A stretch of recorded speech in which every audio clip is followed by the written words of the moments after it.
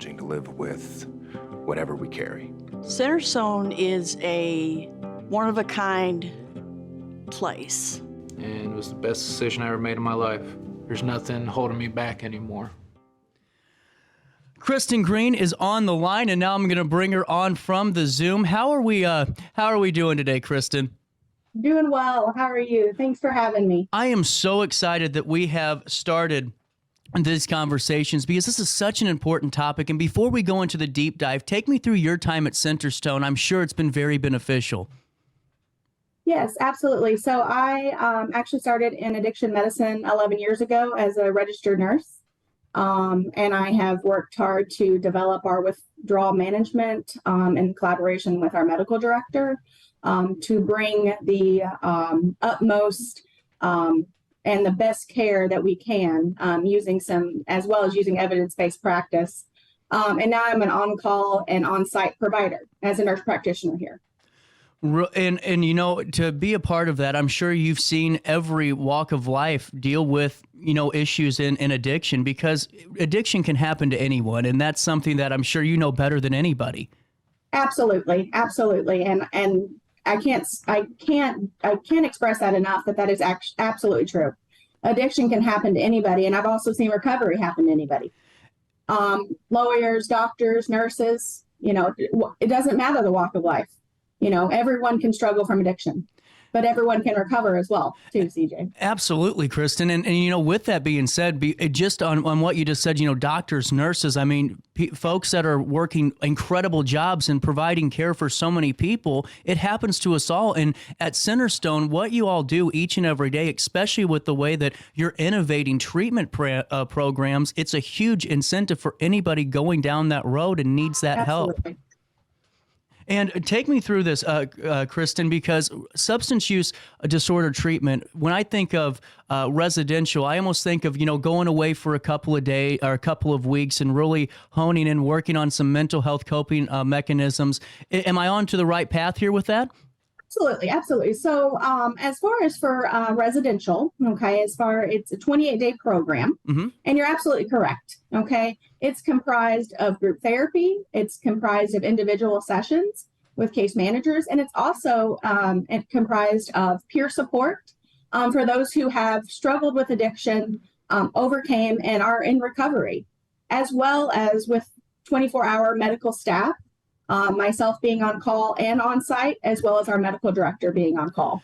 Take me through the first couple of days when somebody is entering that program, because I'm sure there's a lot of fear that goes in to an individual. I know if I was in that setting, I'd be a little bit intimidated, a little fearful.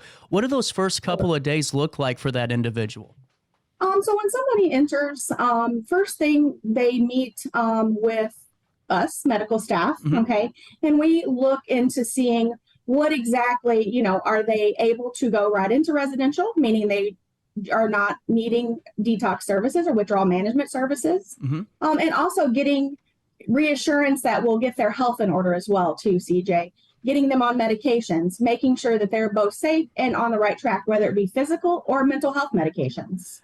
And then it is quite the process. You're exactly right. And people get anxious. We try our best to have either a case manager introduce themselves, or even peer support that we have, our recovery specialist, just to kind of say, hey, it's rough the first couple days, it's overwhelming, but you can do this. And then also they meet with one of our one of our people from our assessment team to start the process to do their assessment to enter residential. So yes, absolutely. It can be overwhelming, but we also try to do a tour of the facility as well. I like that idea of having the tour first, so the individual can go through and really see for themselves, and there's not, you know, any question marks whenever they walk through the door when they start their treatment. Right. Absolutely, yes. And now, Krysten, you mentioned something about detox, and it's a perfect lead-in, because that's what I was going to start with next, because I know that before you can get into the recovery program, I'm sure that there's folks that need to have some detoxification going on and making sure that they're healthy in order to receive that treatment. Is that correct? Right. Yes, absolutely, CJ. We do have a withdrawal management program. And when somebody enters, whether they are initially coming in for residential or for a withdrawal management appointment, we assess them. Our medical team assesses them to see have they used within 24 to 72 hours. Okay. That usually is what we look at as far as meeting criteria. And then also what they need individually to help them be more comfortable during the detox process. With using medications such as Librium is a common one that we use, and we've had very good results within the last 3 to 4 years. And also just comfort measures, making sure they're hydrated, making sure they're eating. So that's really the first step when anybody comes in, is meeting with the medical team to see where they need to be safely, if that makes sense. Well, and I think that's a very a great point to make, because I think a lot of times, especially knowing folks that have been in that situation, and it's a very almost that paranoia sets in of how am I going to be treated when I walk in these doors, and to know that Centerstone's going to look at your evaluate you and make sure that hey, here's what you need to do first, and then we'll take it to step 2 and 3. That's a huge incentive. How long does the detox process normally take? Well, I will tell you, CJ, it's very individualized, as I'm sure you know. Yep. On average, it's 3 to 5 days, at least 3. When clients ask me, I say at least 3. Just to ensure that they are safe, just to ensure that they're not going to have any further complications. Some substances for alcohol, like including alcohol, may even be 5 to 7 days.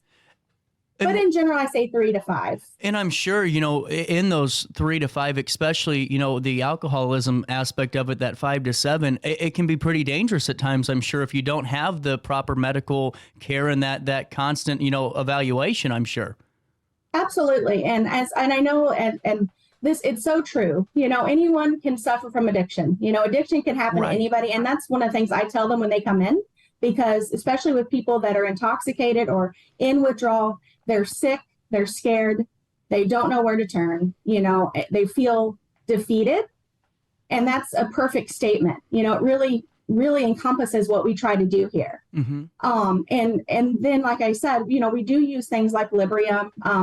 I always feel like my medical director and I have just really had good results with, as soon as they come through the door, getting them the best treatment plan we can, starting medication, ensuring to them that they are not going to, that we're going to try to make them as comfortable as possible. Reassurance is so important. And not to go completely off topic here, Krysten, but I always find this very important too. Whenever someone comes in and they're in that state, I'm sure they're looking up at Mount Everest going, there's no way I'm ever going to get there. How important is it to have a conversation that's, not like we're coddling the individual, but we're also there for them. We're that shoulder, we're that support pillar, and we're going to get through this, because I'm sure that's probably the most important step.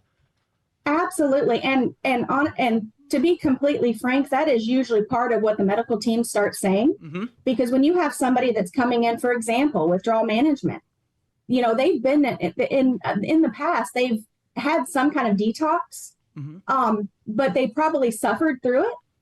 For abstinence, whether it be in jail or whether it be forced.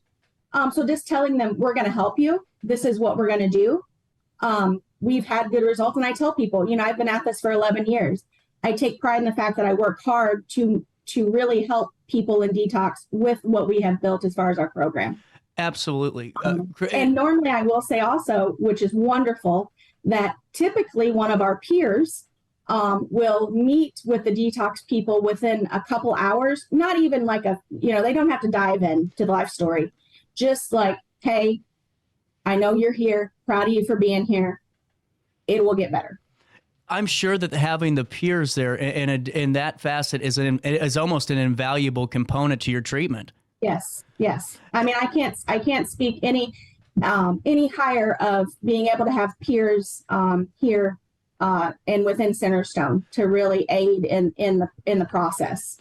And before we keep going down the gauntlet here, Krysten, I wanted to ask you, because you've been at this for 11 years, you said, in Centerstone, and I don't say this because you're on the show patronizing you. I've said this for years, that you guys have really gone above and beyond for getting good PR out about, hey, it's time to destigmatize these things. This happens. It's a part of life. Have you seen those changes at a national level yet, or do you think it's still taking some time?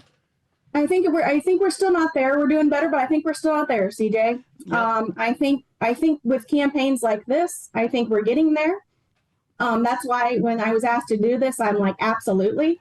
Even from the medical point of view, because we need to get that out there. We need to get not only the people who are in addiction to understand that, but the people who are around those in addiction. And that's absolutely. And on top of that, too, as we're keeping going down the list here, and Krysten, I could talk to you for 2 hours, and I think we might go a little bit longer than Dallas told you. I wanted to ask you this, because I think this is very important, is the preparation of the individual knowing, hey, it's the end of the road. It's time to rein it in, and it's time to go get some care. And whenever they enter that residential substance use disorder treatment program, how can one kind of prepare for that? Or maybe not just them, but their family members as well? So, and really with what we're trying to do with RiverBender.com, that's really where it truly starts. Okay. Or also, then we also have our phone number as well, our 1-800 number, okay, which I'll mention later. But that really is, it can be overwhelming to see what somebody needs in family, family too, when the person's like, I need help, and it's hard for somebody. They may say, hey, I need help. I'm ready, but I'm just so overwhelmed and sick and I don't know where to start. So you have a family member that's like, okay, it's time, we're ready, And I too, I've went to the website, I've navigated the website, so you can't tell somebody something to do without doing it yourself, right?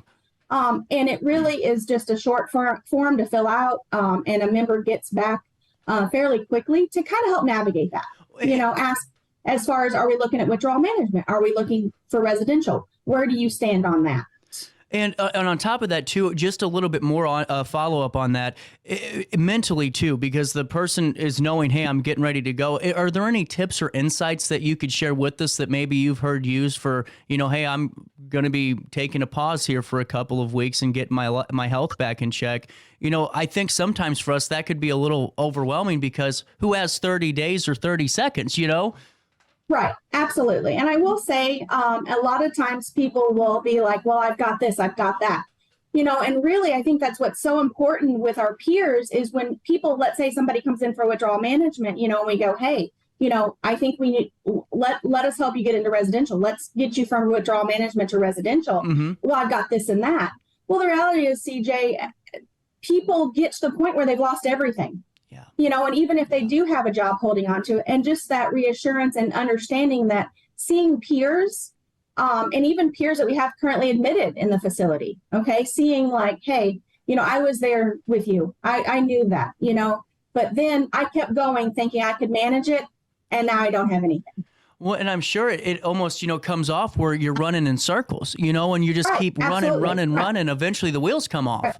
And I think what we try to do at Centerstone is give plenty, we went ahead and did the recoverywithus.org. We try really to get everybody on the same page, giving different avenues to get services, okay? Because I feel like what's really important is when somebody is ready to get them where they need to go as soon as possible. 100%. And one thing I wanted to ask you too, Krysten, is because in my endorsements and when I talk about recoverwithus.org, we talk about Centerstone treating people of all ages, because addiction can happen to anyone at any time. It doesn't matter if you're young, old, in between. Whenever you're going through and you're meeting with patients, how much is age a factor on how the approach changes for laying out the treatment plan? Here's what's going to happen. Is there any disconnect in communication that way? Honestly, CJ, I feel like that age does take a part in that, especially with withdrawal management. Even with people who, you look at somebody who's 18 and 19, okay, obviously have had different experience at somebody that's 60. So obviously, just from like a clinical team point of view, absolutely the treatment plan is going to be different. They're in different stages of their lives. Right. And even with withdrawal management, if you're talking medical side, it's going to be taken into consideration that typically, now I will tell you, CJ, unfortunately, addiction, like it can happen to anyone. Mm-hmm. And I've seen people get sicker and sicker at a younger age. Okay.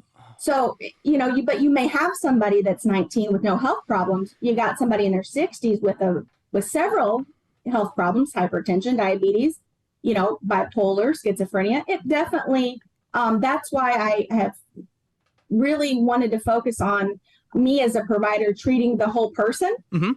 mind and body, getting them back on track, because you can't recover if you don't work on your physical and mental health as well. And I truly believe that. 100%. I 100% agree with you on that as well. And so as we're going down, we just talked substance use disorder treatment, getting us prepared mentally, we're getting things in line. In withdrawal management and detox, I'm sure that's a little bit different. Can you take me through the differences of that and what might instill someone to go into withdrawal management and detox? And, the mindset would be a little bit different than going into substance use treatment. Right. Absolutely. Normally what I'll say is we get people who, that's why it's very important, to have different avenues for them to get a hold of us. Mm-hmm. And why withdrawal management is so important, because, people can decide, or they can become into crisis. Whether it's like, I'm out of whatever I'm using. I don't have resources. I don't have food. I don't know where to turn, and that's why withdrawal management is so important, because we can go, let's start there. I just feel like it's really a starting point. Yeah. I've gotten calls from people that are like, I'm telling them, hey, can you be here in an hour? Get whatever stuff you have for withdrawal management. Get whatever stuff you have and get here. And I think we really try hard to, with withdrawal management particularly, it's kind of one of those things that's like, we have medical staff here 24 hours a day. You need help, you need to come in. We do our best to get people in here, because they're sick and they're scared. And the reality is that the ERs and hospitals are, overloaded, yeah. Particularly when the pandemic started. And that really, I think, pushed us essentially to really look at how we could up our game for withdrawal management. That's the best way I can say it, CJ. No, absolutely. And I'm sure too, just by talking with you, if you just hearing you say get here in an hour, for withdrawal management, just that side of things, I'm sure when that happens and someone comes in, the first step to really growing is the fact that there is hope in the world. There is hope Absolutely. In this journey. And I'm sure that during it, their eyes light up by the end of their time in detox or withdrawal management, because they know that there is light at the end of this tunnel. Right. And I think just reassurance, like I said, that is just, I'm big on reassuring people. Yeah. You feel like, it's rough, but you can do it, and we're going to help you get through that. Well, and too, whenever you're dealing with the individual that's going through withdrawal management, do you ever have, does your team have, or anyone at Centerstone communicate with the family members? I'm sure they're curious and they want to know. And I'm sure that's amazing itself to make sure you're getting the information out and communicating. No, absolutely. We, because they are able to call out mm-hmm. their family members or receive calls, but when they're not feeling well, we encourage, whoever maybe brought them to call and check in on them. Don't be alarmed if you don't hear from them, because we're allowing them to rest, and so I do encourage that. And we do actually have, what is kind of like a staffing, like a family staffing, or allow the patient to be a part of their treatment plan and discussion for detox and withdrawal management, to kind of be on the same page. Most people really are just trying to feel better. So we just communicate with them. But yeah, absolutely. We try to, reassure the family, because that's hard, when somebody is sick and they're dropping their loved one off to a place they've never been. As beautiful as it is, I know that sounds cheesy, CJ, but I take pride in the welcoming atmosphere that we have.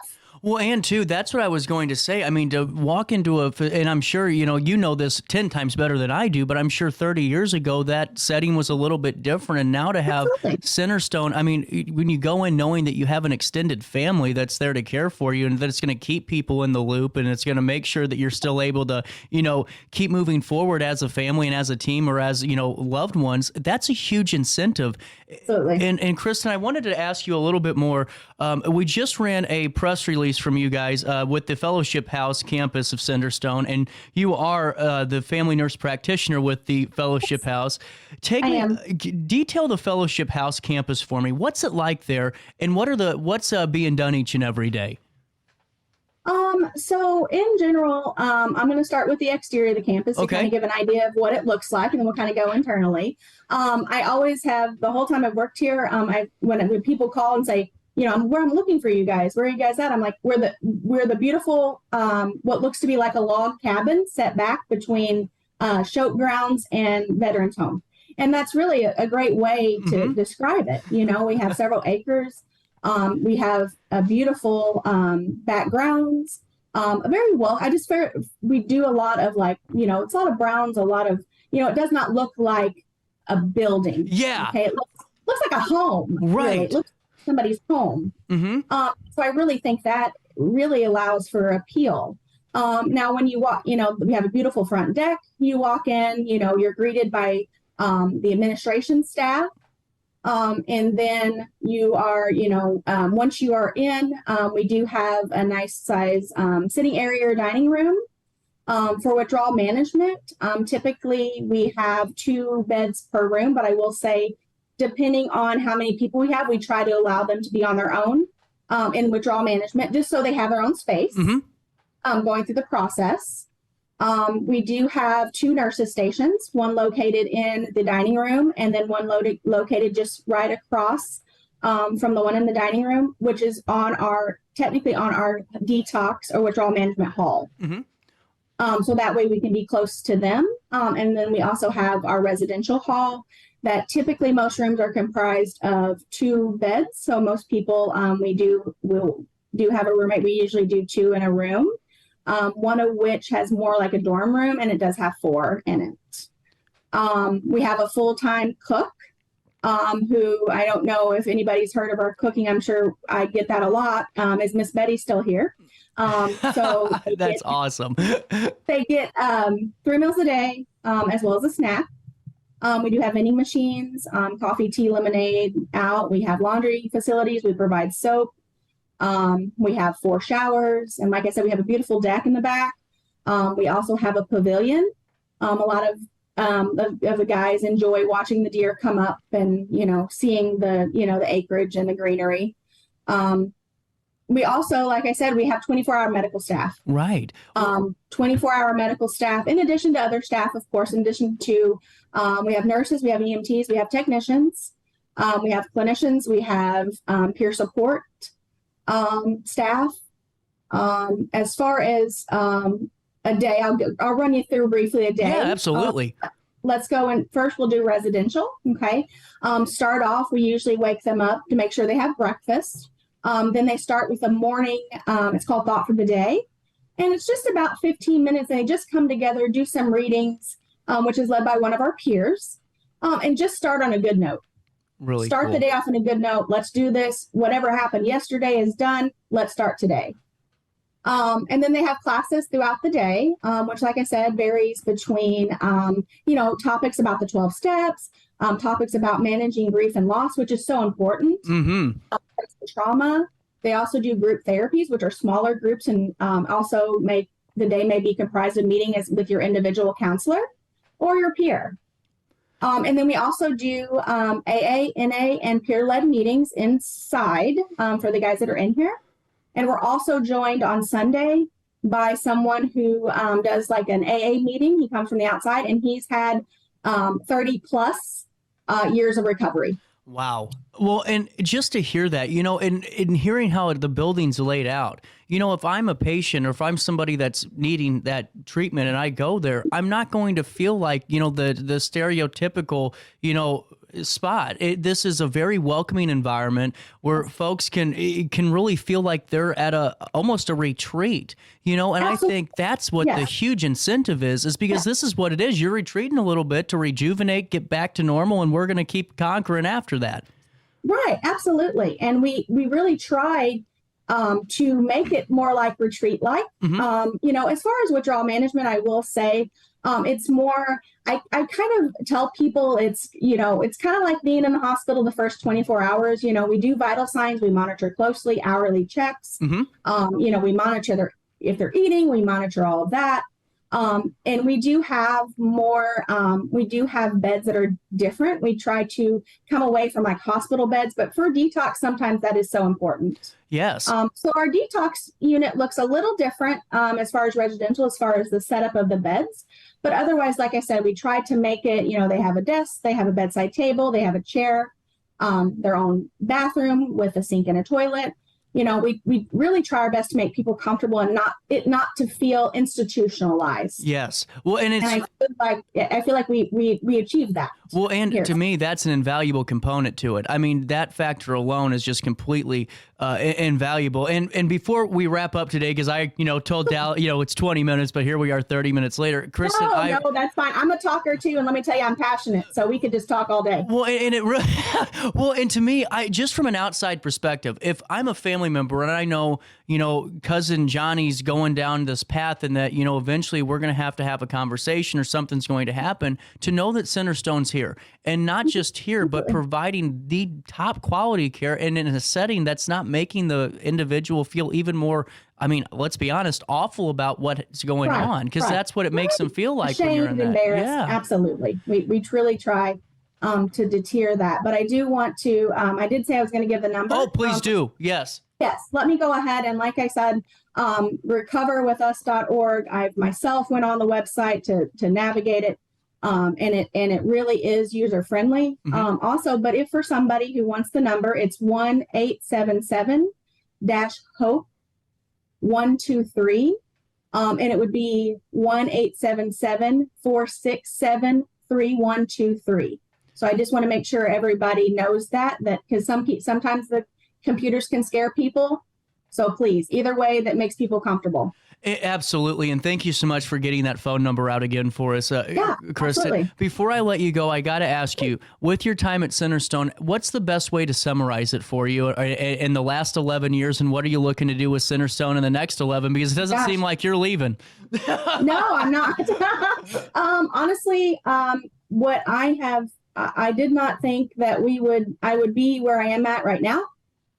In general, as far as being so passionate about addiction medicine and behavioral health, we have grown as far as our withdrawal management. I think we have really came up to the times as far as with medicated assisted treatment, even at our location.